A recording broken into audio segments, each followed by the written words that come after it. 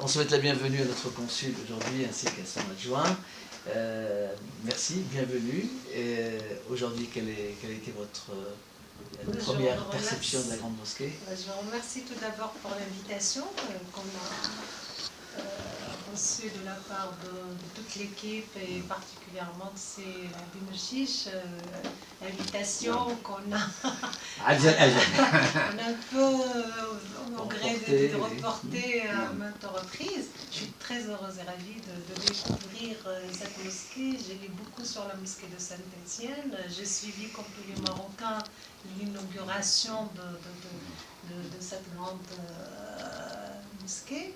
Mais là, de visu, c'est vrai que c'est une grande émotion de voir une telle mosquée en terre française. C'est pas évident d'avoir quand même des lieux de culte pour l'islam de cette taille et de cette magnificence. C'est très très très beau. Ça reflète, au-delà de la dimension religieuse de ce qu'elle offre pour la communauté marocaine, en tant que lieu de culte, en tant que lieu d'un islam modérateur, d'un islam modéré, d'un islam tolérant, d'un islam ouvert qui est l'islam marocain et que le Maroc ne cesse de promouvoir sur la scène internationale. Au-delà de ça, elle reflète aussi toute l'expertise et toute la doigté de l'artisan marocain et on est tellement fiers de l'avoir à Saint-Étienne. Et je suis tellement fière d'être le consul général à Lyon, dont dépend la mosquée de Saint-Étienne. Merci beaucoup pour votre expression.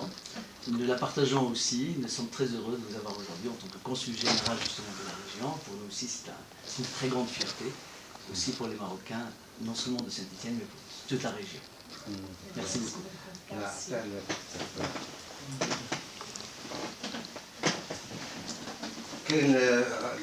بتشوف كان البروكورور رئيسة المحكمة البروكورور لا بريفيت le sénateur maire كل واحد C'est devenu vraiment une emblème. En fait, c'est devenu un monument visité aussi par beaucoup de monde. Beaucoup de gens viennent chaque jour.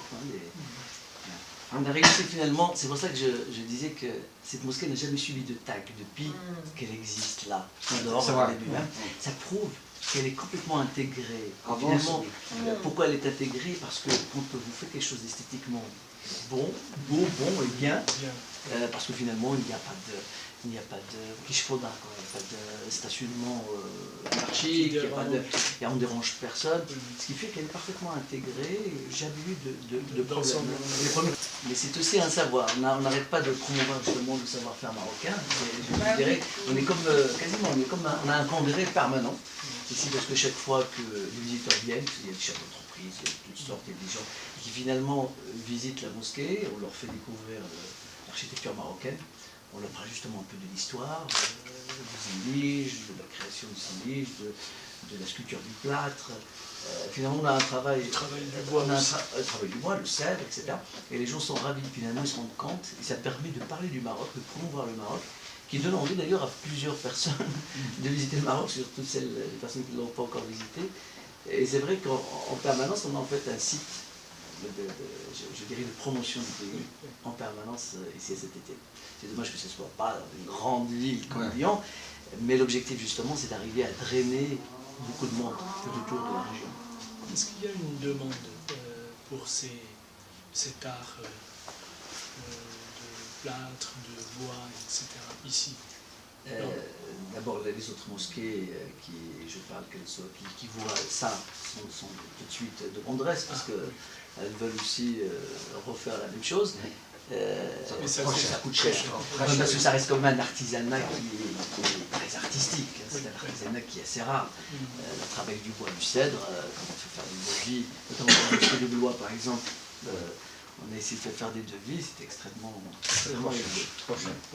Mais il y a un travail. Moi, je suis persuadé qu'il y a un marché prometteur pour l'artisanat marocain ici. Je vois aux États-Unis comment c'est devenu On a des objets marocains qui sont intégrés à Hollywood, des maisons de grands acteurs. Il y a des acteurs maintenant aujourd'hui qui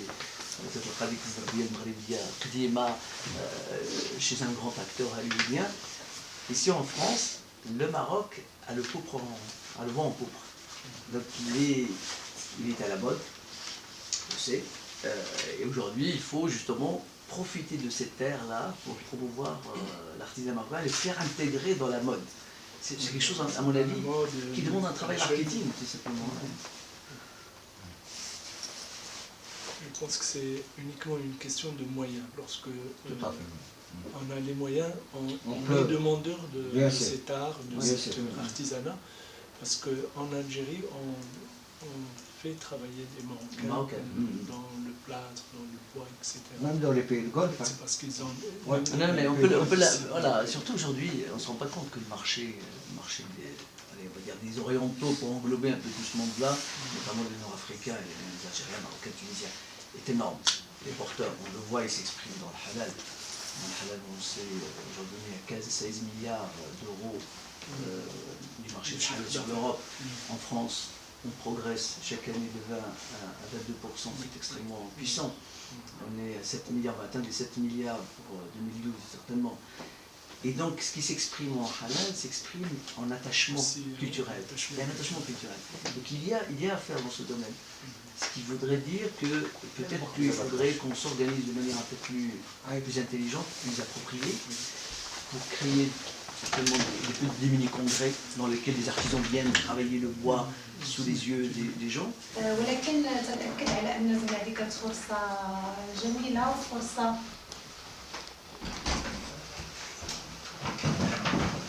طيبة أننا نجيو نزورو نشوفوا المسجد ديال سانت إتيان اللي صاحب الجلالة الله ينصرو أصروا على أن يكون مسجد المغاربة اللي في سانت إتيان ومسجد المسلمين بسانت إتيان لأن كما قلنا قليل أن الإسلام المغربي إسلام متسامح وإسلام منفتح وإسلام كيقبل الجميع يعني راه مسجد لجميع المسلمين المقيمين بالمنطقة وليس فقط المسلمين المغاربة وكيبغى يكون واحد المكان اللي أصلا تنقولها ميم en français c'est un lieu de vie c'est vrai c'est un lieu de culte mais c'est aussi un lieu de vie le faire vivre par des conférences le faire vivre par des ouvertures par des rencontres par des journées pour parler de l'islam marocain, pour parler de l'identité marocaine, pour parler du Marocain à l'étranger, comment il est. Donc c'est plus... إذا كما قال السي مشيش إلا كاين شي تدخل حنا القنصلية في خدمتنا أنا جيت الأولوية ديالنا la priorité ديالنا c'est la communauté marocaine. Quand je suis venue sur la région de Rhône-Alpes-Auvergne, plusieurs personnes m'ont averti. Il faut faire attention, c'est une région qui est assez difficile, c'est une région qui charrie quand même une histoire assez conflictuelle, avec beaucoup de bas que de hauts, et que vous êtes consul général sur une région qui apaisée, une région sereine, et vous partez sur une région assez tumultueuse et avec beaucoup de turbulences. Le fait que j'ai accepté parvenait d'une seule chose, c'est qu'un consul général il est au service des citoyens et des ressortissants marocains à l'étranger. J'ai fait plusieurs postes consulaires, j'ai été à Dijon, j'ai été à Orléans. Alhamdoulilah, j'ai jamais eu cette impression que la communauté était querelleuse ou la bagarreuse comme ça, pour l'envie d'être comme ça.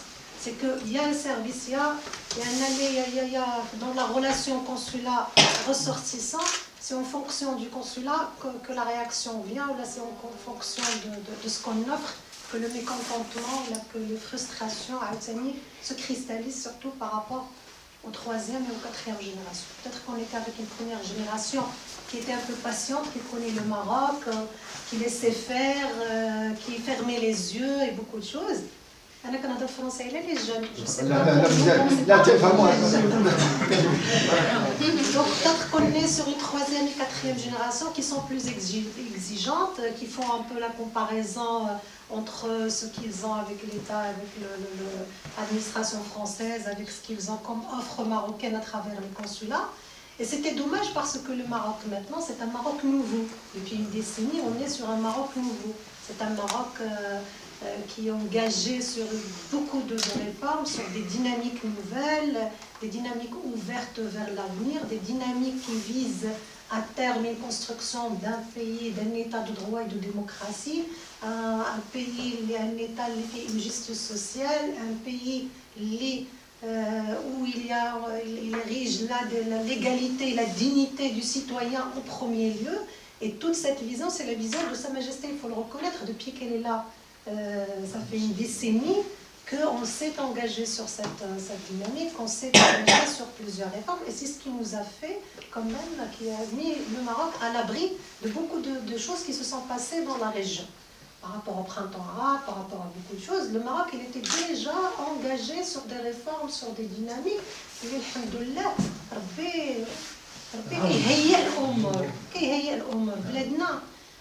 Je vous assure, peut-être كاين اللي كبر مني في لاج، كاين اللي قدي، كاين اللي صغر مني بزاف د الحوايج، مي au fil de ma vie de choses اللي كنواكبهم ولا كنعيشهم، والله العظيم كترسخ عندي واحد القناعة بأن المغرب c'est un pays un peu كان الأستاذ دابا في الدرس قال بأن كان الحماية من عند الله. قلتي بأن شكون اللي يكون نتمنى يكون لنا ربي يغطيه. المغرب بلادنا والله السماء الأم ربي تيهيئ أشياء وأسباب اللي كتخليه في حماية من الله على بغيت بوكو دو شوز.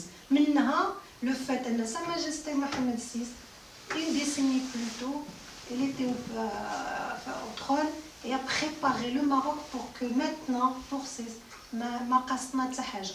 On a des attentes sociales, on a des attentes économiques, on est un pays jeune, il y a le chômage, il y a les demandes sociales, il y a l'infrastructure qui manque, il y a beaucoup de choses. Mais la stabilité, elle est là et on travaille dans la continuité et de manière sereine, dans la sérénité. Donc, nous الجالية الرعاية اللي يخصكم بها Sa Majesté, c'est pas moi de vous le dire ou de le redire. بالنسبة لكم c'est maintenant rien que d'avoir cette splendeur comme mosquée à Saint-Étienne. Donc l'exemple elle est là. الحب ديالكم لSa Majesté ولبلادكم. كنتلاقى ناس يقولوا لي احنا غير مالكنا وبلادنا واخا نتوما هذوك الحكومه بعتوني حنا باقي تتشكى من لا باش نقول لك لان الماروكان سي سا اوسي لو ماروكان سي l'amour du pays, c'est l'amour du roi, mais en même temps c'est une certaine exigence maintenant. Les jeunes c'est ça aussi, ce sont des politiques publiques qui les veulent pour le citoyen, pour la dignité du citoyen. Sa Majesté travaille dans ce sens-là.